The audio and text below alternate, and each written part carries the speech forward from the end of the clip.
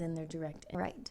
Let's start before World War I and understand that for about 100 years before World War I, there was a period of time, a century, called the Concert of Europe, or the Century of Peace, from 1815 to 1914. In 1815, a very expansionist Napoleon was finally defeated, and France no longer was threatening to take over the entire continent of Europe. As a result, the great powers that had defeated France decided to get together at the Congress of Vienna and discuss how they were going to prevent this sort of continental war from developing in the future. And what they agreed upon was called the Concert of Europe. They decided that they would, if there were any conflicts that would occur between great powers, before they would roll up their tanks on the battlefield and mobilize their troops, they would call a concert, a meeting of the great powers of Europe to discuss how they were going to handle this issue. Now, this is not an idealistic peace, but instead what many call a well-armed peace. They were a bunch of strong-armed states that were able to throw their weight around at a table and kind of bully the others to get in line. But many have described this as a successful way in which to conduct peaceful politics in Europe. And for 100 years, it was relative peace. Now, who were the great powers? The great powers during the Concert of Europe were Russia, Great Britain, France, and we'll call them the Germans, because at this time, Germany did not exist, not until the late 1800s. Before that, there were a bunch of independent Germanic states, they were called. The two biggest, Prussia and Austria, and then there were 37 other small states, okay? Prussia was considered to be the largest, most dominant of the Germanic states, and as we'll see, started to become the central, when Germany finally did consolidate all of these Germanic states into one state, it was Prussia that was the leader. One thing that you should understand is that much of the discord in Europe throughout the 20th century, certainly, but also the 19th century, can be understood by looking at France and Germany and the border between them. France and the Germanic states, specifically Prussia, had been long-term rivals. And during the 1800s, you'll start to see that France, as you can see, had expansionist nature, as did Germany. Germany, and specifically Prussia, started to become very militaristic. And as a result, towards the end of 1800s, in 1878, France went to war against the Prussian state. Prussia at this time was a strong military state and did quite well and defeated France, and then decided to take the role as the leader of the Germanic states. And from then on, Germany was consolidated under Prussia's rule. After 1878, there was really kind of a sharks versus jets, or two sides of alliances throughout Europe. And people took their sides and they didn't switch. So the alliances started to become more rigid. On one side we have, and these are a little confusing because the names are quite similar, on one side we have the Triple Alliance in red. On the other side we have the Triple Entente. Let's start with the Triple Alliance. The newly consolidated Germany, with Prussia leading it, was part of the Triple Alliance. And as you can see, Germany and French rivalry, you have the Triple Alliance, Germany at the head. In the Triple Entente, France was on the other side. In addition to Germany, you had Austria-Hungarian Empire. Now, as we mentioned, Austria was a Germanic state, but through many marriages with Hungarian royalty, the empire expanded throughout and into southern and eastern Central Europe. And Austria-Hungarian Empire aligned with Germany. Now, there's a bit of rivalry. Austria really never liked being the second most powerful Germanic state, but ultimately they ended up forming alliances, mostly because they had shared enemies. The third member of the Triple Alliance is actually a funny story. Originally, it was Italy. But as World War II started to draw near and Italy realized it may be embroiled in war that it had no interest in, Italy went and shopped around and decided that the Triple Entente might be a better deal for it, so ultimately left the Triple Alliance. As a result, Germany and Austria-Hungary went to the Ottoman Empire and asked if it would be a part of the Triple Alliance. So the Triple Alliance was actually originally the first two, and then the Ottoman Empire came on towards the beginning of World War I.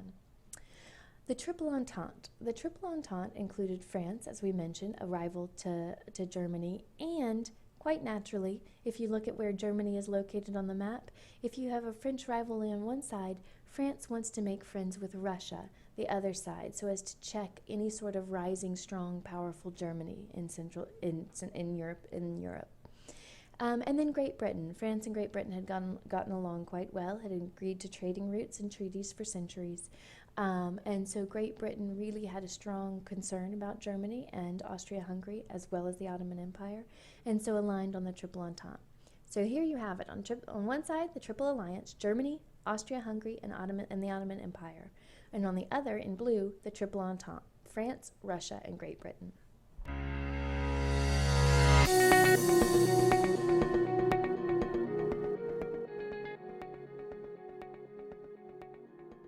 A second reason that many say that World War I occurred is militarism, a general focus in a state on the military, prizing the military, and encouraging increase in investment in military technology and military expertise that almost asks a state to look for a war so as to justify all of this military investment. And more often than not, they chose to join the military. As a result, the Junkers in Germany were kind of had this militaristic view of myths of heroicism, etc., that really kind of caused this culture of militarism.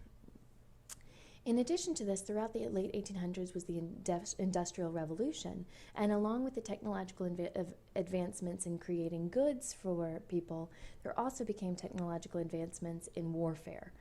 New weapon systems, new inventions that helped ships go further. For example, Great Britain and Germany, Great Britain had been the historical naval power, and you see that Germany starts to try to industrialize quickly in order to compete with Great Britain's industry, and in part, once you have the goods, you have to get them to the world.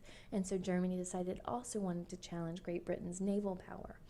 The invention of the ship of new ships that were able to run on oil versus coal at the time also revolutionized the idea that you can fight a war and you can send your naval ships much farther than you normally could.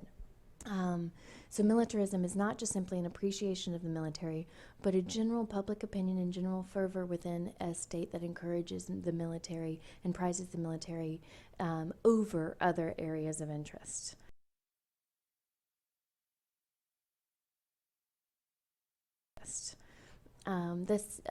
The third cause of World War I is a rise in nationalism. Now a nation is a group of people that have intentionally found some sort of commonality and perceive each other to be a collective group based on that thing they have in common. The third cause of World War I is nationalism.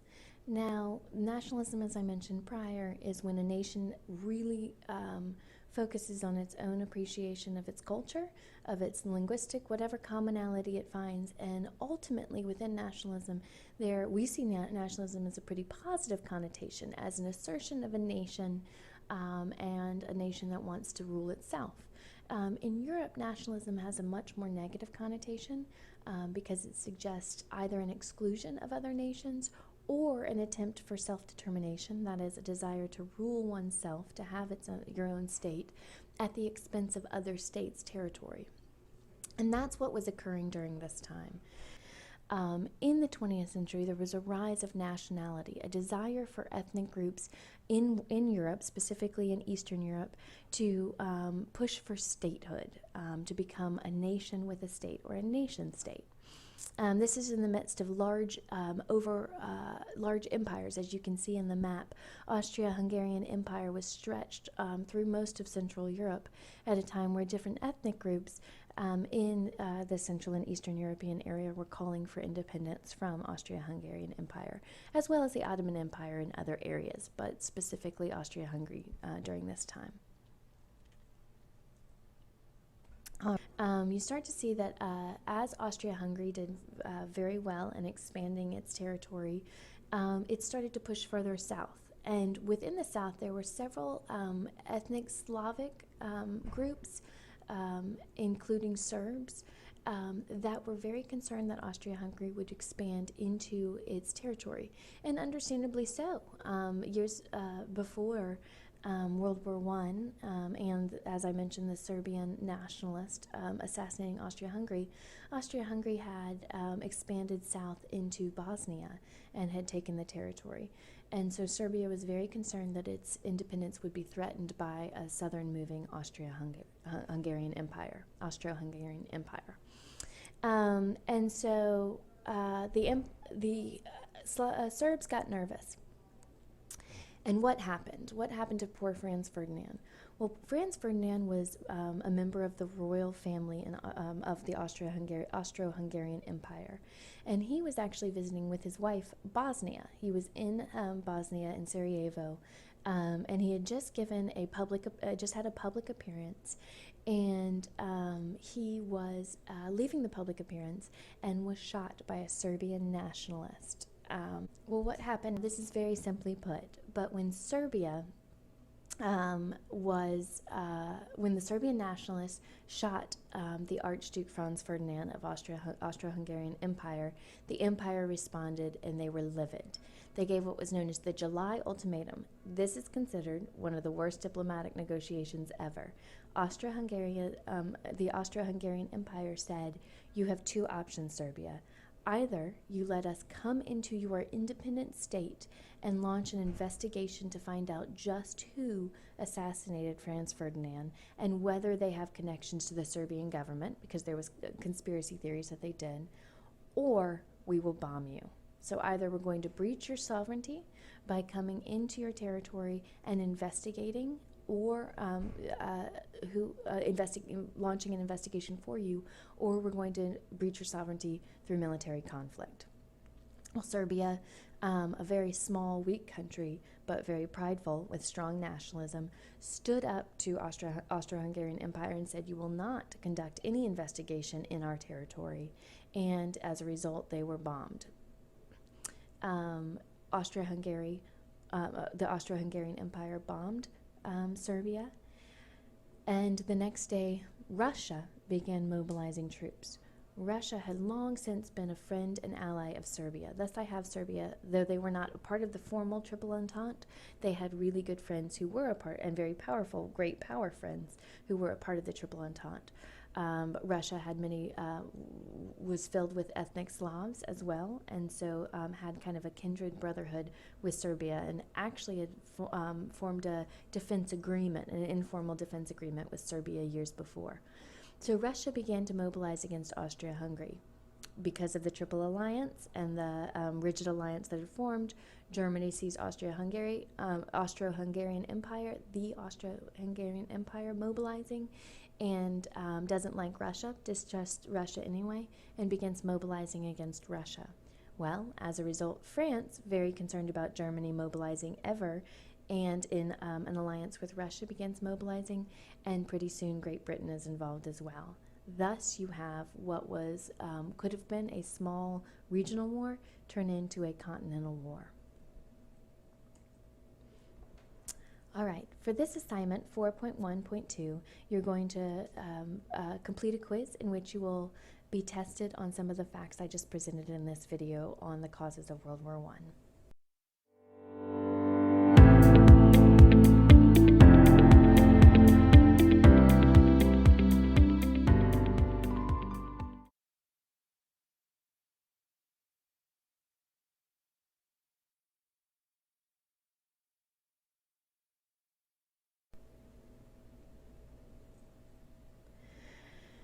The first issue at hand that led to cause World War II is arguably World War I.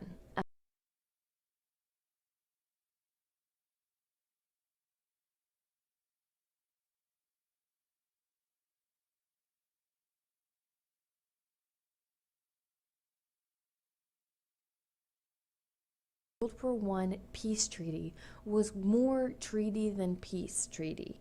It's called the Treaty of Versailles, and it's now considered to be one of the more notorious treaties in which the winners, the victors of World War One, determined the peace, the conditions for peace, and required the losers to sign it. One of the biggest losers at the time, well, Austria-Hungarian Empire no longer existed after World War One. Neither did the Ottoman Empire.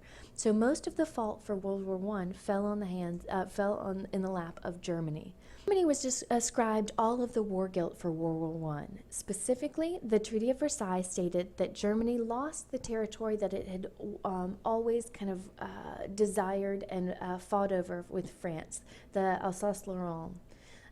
It also was told that it could not have a standing army. I think it was allowed maybe 100,000 troops to remain, just basics. But in no way could it have an army that was powerful enough or strong enough to be able to militarize again. This is probably one of the harshest components of the Treaty of Versailles. It required Germany to pay $33 billion to France and Great Britain. That's $33 billion in World War One value to France and Great Britain to help them rebuild their territory after war. These reparations were so great that Germany silently or quietly finished paying the World War I reparations to France and Germany in October of 2010. The fourth component is that all of the area that was industrial on the border of France and Germany would actually be allowed to be occupied by France. This was pretty hard for Germany because not only now were they the losers of war and their economy really had been destroyed, but now the way in which they could build their economy again through their industry was now going to be controlled by France. So they didn't have a strong way in which they could build up their economic market again. The second reason for, and I would like to go back and say, many argue that it was the Treaty of Versailles that left Germany in an economic desperation. Being required to pay war reparations, not having industry, an industrial area in which it could build back its markets, and there was the Great Depression that occurred between the World War I and World War II that affected everybody in the world. Germany had relied on some loans from the United States to stay afloat after World War I and to be able to pay back the reparations to France and Germany. After the Great Depression hit, the U.S. had to stop giving those loans, and as a result, Germany went into a great economic depression. Many say that it's this economic depression that allowed for the rise of the Nazism in Germany. Nazism had been around in the 1920s and into the 1930s, and it wasn't until the economic depression really hit Germany that you start to see more and more people take hold and listen to this charismatic leader that's saying that he alone can make his country great again.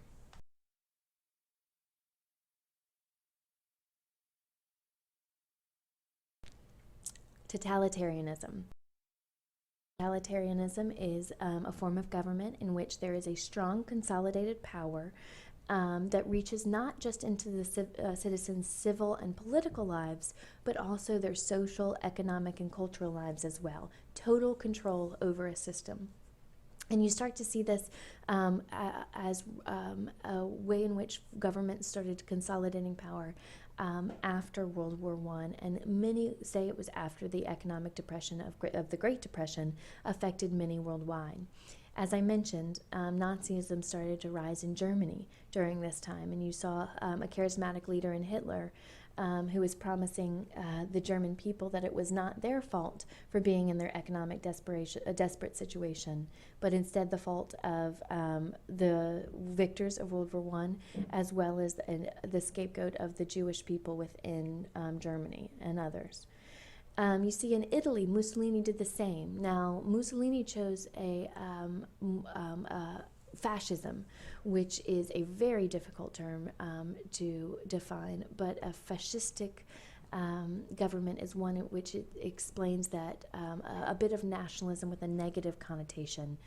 We are more superior than others, and that if we can have more control, if you allow me to have more control over our government and consolidate power, less democratic, letting everybody have a say, then I will lead us to greatness again, and we can be great over others in the future. In Japan, you saw an increase in militarism.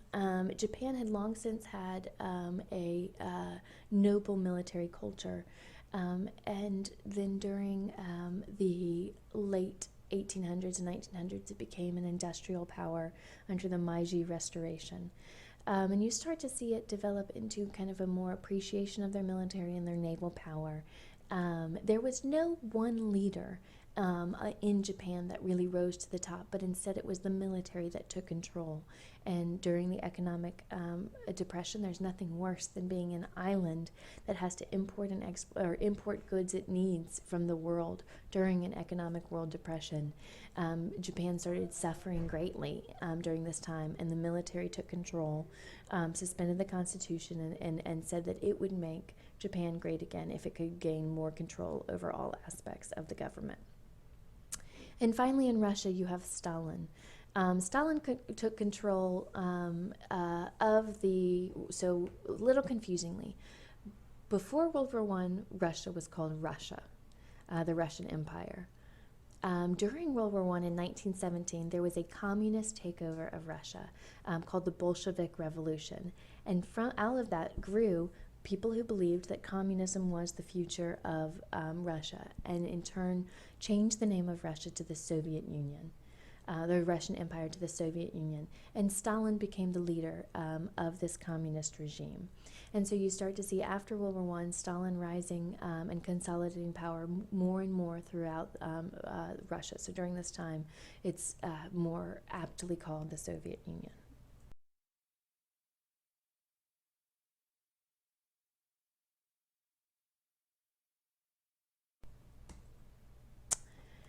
Expansionism. With this totalitarianism and this desire for greatness, many found that the way to get out of the economic trouble they were in was to expand their territory. It would allow them to gain more natural resources and to show off their military, which would expand their economy, as they had to fuel to build tanks, to hire soldiers, etc. So many said that war was going to be what was going to get them out of an economic desperate situation of the World Great Depression. In Germany, you see them that Hitler ignores the Treaty of Versailles and starts to militarize again. He first then expands into the Alsace-Lorraine, that territory that's always under dispute between France and Germany. When he successfully did this, he then expanded into Czechoslovakia, and this is a time that the Western powers, Great Britain and France specifically, got concerned, and Great Britain met with Hitler and said, okay, if you can have Czechoslovakia. No Czechoslovakian leaders were asked to attend this Munich agreement. It's called the policy of appeasement, appeasing Hitler, and they said, as long as you don't go any farther. Well, now Hitler had expanded into France, into Czechoslovakia, and found himself emboldened to expand into Poland. It was at this time that the Western powers realized that Hitler was not going to stop, but must be stopped. You saw Italy. Mussolini decided to expand in North Africa to gain more colonies than it had. Japan began to expand into the South China Sea, and into China at this point was a pretty weakened state, and so it decided to go into the Korean Peninsula, which had been taken care of by China, and into mainland China, into the area of Manchuria, as well as into the South China Sea, and claim many of the islands that are still under dispute today. Russia made an agreement with an expansionist Germany, saying, well, you can expand into the western part of Poland, and we'll expand into eastern Poland, or Poland. All right, so you have on the Axis powers, Germany, expansionist Italy, and expansionist Japan. Interestingly, originally the Soviet Union, USSR, made an alliance with Germany and said, As long as you don't expand into my territory, we're fine. You can take Western Poland, I'll take Eastern Poland, and we'll make an agreement. But Germany got so emboldened that at some time it decided it was going to also expand into the Soviet Union.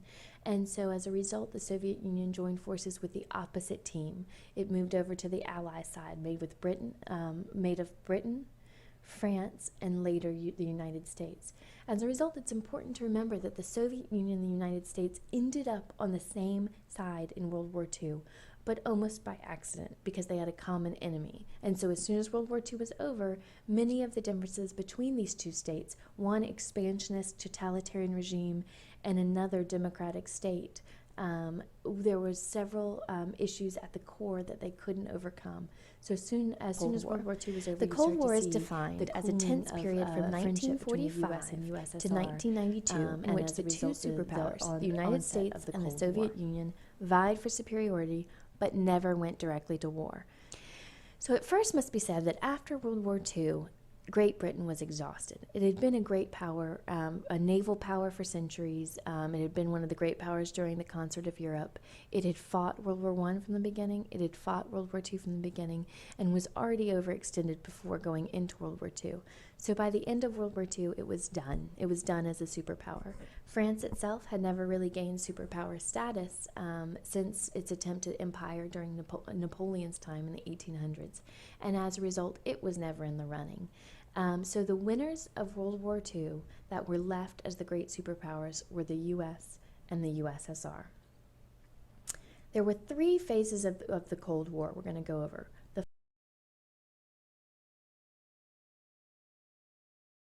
confrontation. So this is the period in which we saw ourselves moving closer and closer towards war with the Soviet Union. The first one, I would say, 1948, is the Berlin Blockade. Now, after World War II, as I mentioned, the U.S. and the USSR did not trust one another, and so neither was interested in giving much territory to the other.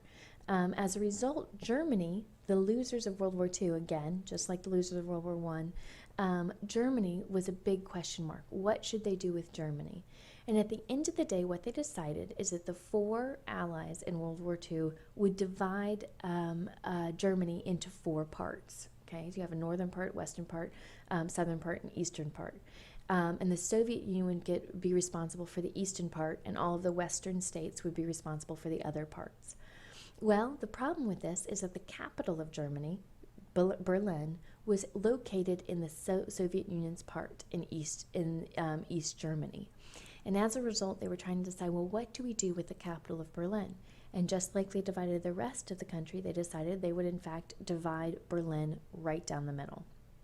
And so Berlin was given a western side that would be run as a democratic side, and an eastern side that would be run as a communist side supported by the Soviet Union. Well, pretty soon after all of this was decided, the western states attempted to bring goods across from the western portions of Germany into the western Berlin part, okay? And so they tried to drive their trucks in, and the Soviet Union sealed off the borders. So here you have western Berlin stuck in the middle of a communist land, and now it's being cut off from any of the democratic regions of Germany. And the Western Allies responded by dropping goods via airlift flights into Berlin and bringing goods to the democratic part of Western Germany. So in 1948, the Soviet Union started with the Berlin Blockade, blocking the Western states from being able to get to Berlin, and the Western states responded by doing the Berlin airlift. This is what I would say is the first step in the Cold War that was a clear confrontation. 2 years later, the U.S. and the Soviet Union found themselves interested in dealing with an issue in Korea. Now, as we mentioned, during World War II, Japan had expanded into Korea. At the end of World War II, when Japan lost, the Korean Peninsula was controlled by the Allies. They handled it the exact same way they did Germany. They divided Korea, and so that the Soviet Union would get part, and the U.S. or the other allies would get the democratic states would get the other part. North Korea was went communist, went towards the Soviet Union side of its regime, and South Korea went democratic. It is still to this, and it's along the 38th parallel.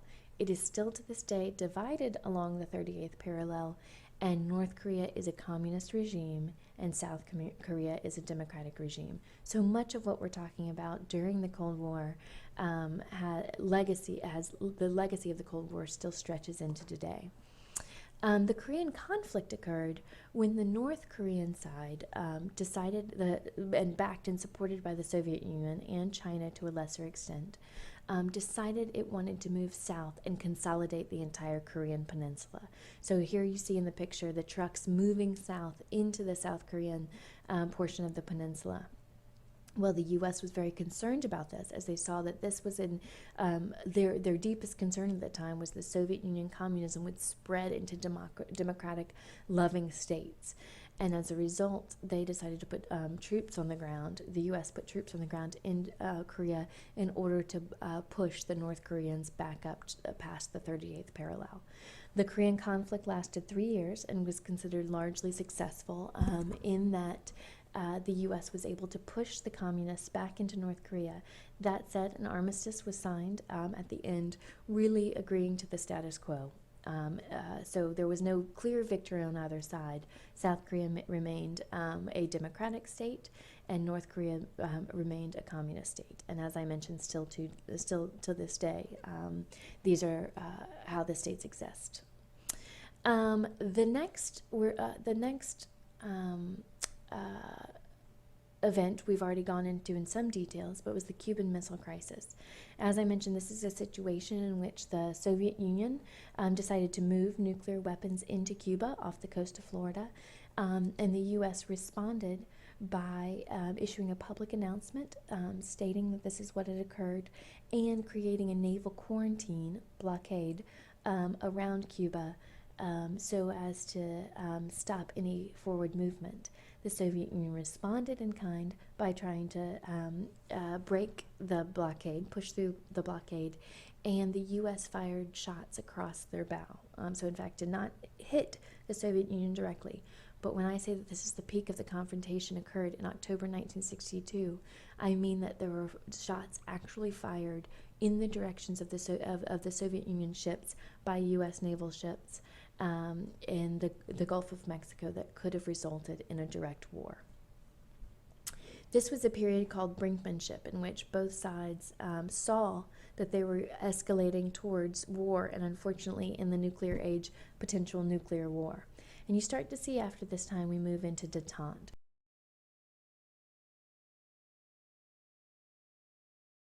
A time of an easement. Now, what's funny about this period is I'm describing it as a time of détente, and yet I'm including the Vietnam War, one of the longest, most infamous wars in our history. We like to think of ourselves as victors of war, and yet we very much did not win the Vietnam War. And our U.S. boots on the ground were in Vietnam for about 15 years. So in 1962, you have a very similar situation to what happened in Korea. Vietnam was divided, North communist, South non-communist. The North Vietnamese tried to move south and consolidate the entire Vietnamese peninsula, Vietnamese country, not peninsula. And in doing so, actually gained a lot more victory against the South. In part because there was also this non-state actor group, this insurgent group in the South called the Viet Cong. And whereas we put our boots on the ground in Vietnam to try to fight the North Vietnamese army, we were successful against the army. We're pretty good in conventional warfare. If you line up our army with another army, we most often win. The problem was this Viet Cong, this insurgent group that was more of almost like today's terrorist group. They used surprise tactics. They hid in the jungles. They would be dressed as civilians, and when the U.S. Army would come into villages and attempt to make friends in the village, they would surprise them and attack them. They moved through the jungle quietly and stealthily, so they didn't roll tanks through the jungle. In fact, our tanks proved completely ineffective in the jungles of Vietnam.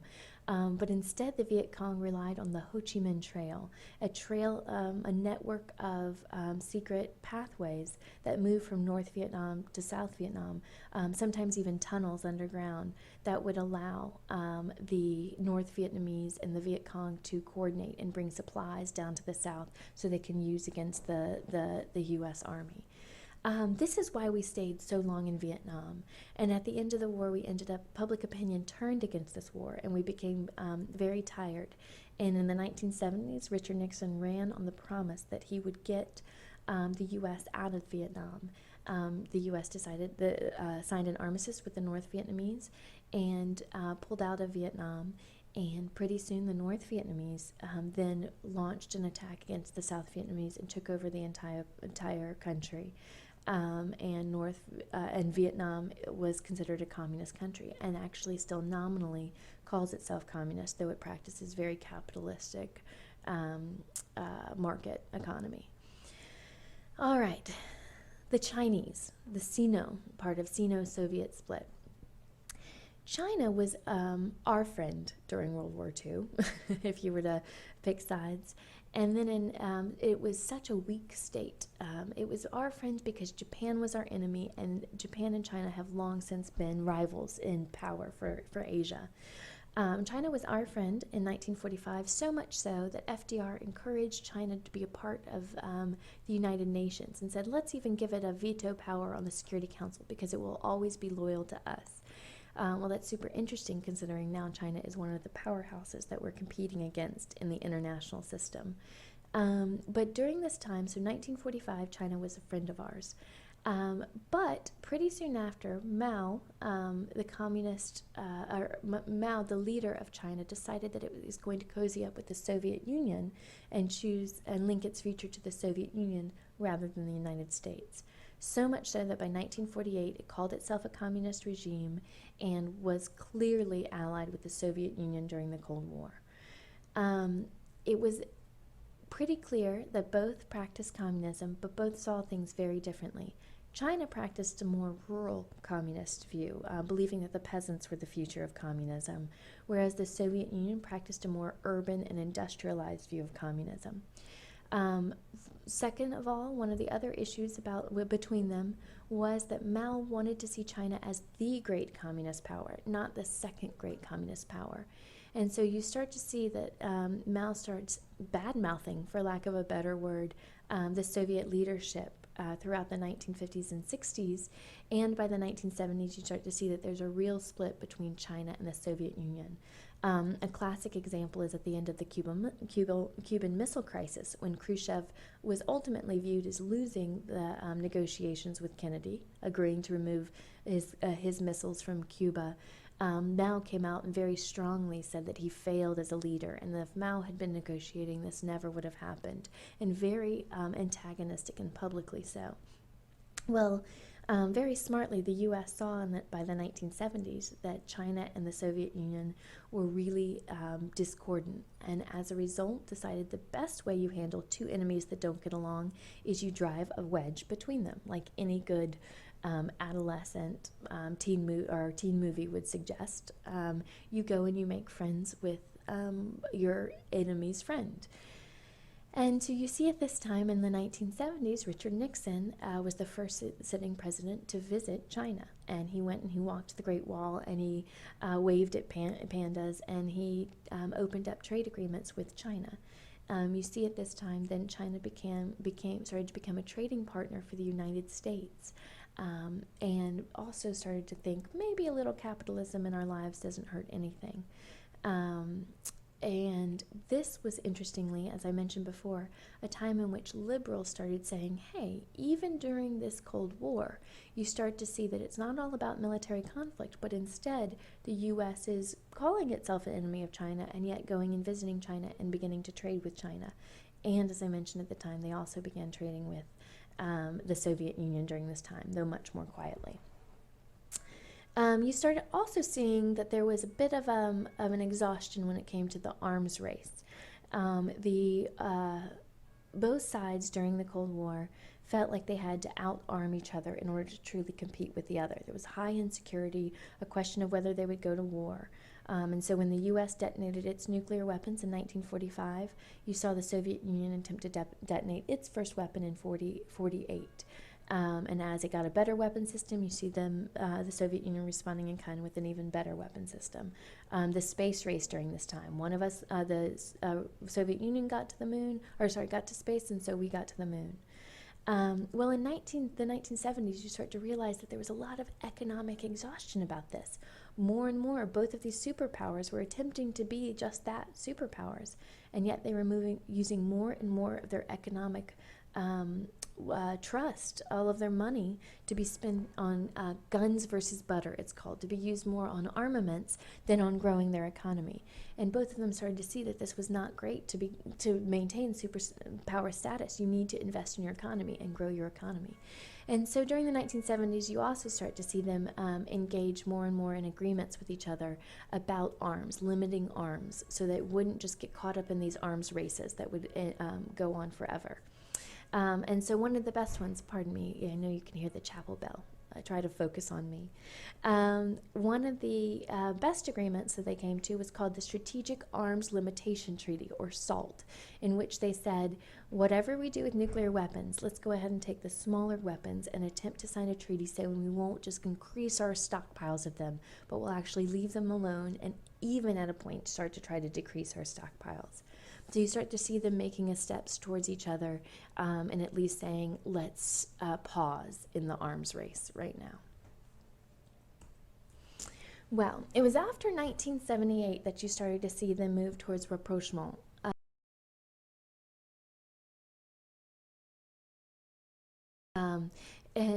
This was kind of, the Carter was not as vocal and antagonistic towards, Jimmy Carter was not as antagonistic towards the Soviet Union, and you started to see more and more arms deals and agreements about the arms races occurred between the two states. Then Ronald Reagan was elected president, and Reagan shifted the focus a bit in his rhetoric, whereas Carter was more peaceful and attempting to be more a tone of reconciliation. Reagan went the opposite. He called it rollback, in which he determined that the only way to finally end the Cold War is to ramp up his aggressive rhetoric. He also, I think, intuited that the Soviet Union was at this time internally facing a lot of conflict. Communism, many say, is inherently flawed. Whatever you believe, if you're a Marxist or if you believe that communism is the worst thing ever, or you don't know about communism, one of the issues about communism in the Soviet Union was that if you have a state-run economy, if you have an economy that's telling people you don't have to start your own business, we'll instead tell you what your business will be, we'll tell you what you're going to do, and then the state will give you a salary. It doesn't matter if you do it well, doesn't matter if you do it poorly, you will still get paid. There is a bit of a flaw in that logic, in that it doesn't encourage people to innovate, to come up with new ideas, to increase efficiency. There is a bit of a belief that the economic system can run on its own, but doesn't necessarily encourage growth. So you have that internal logic.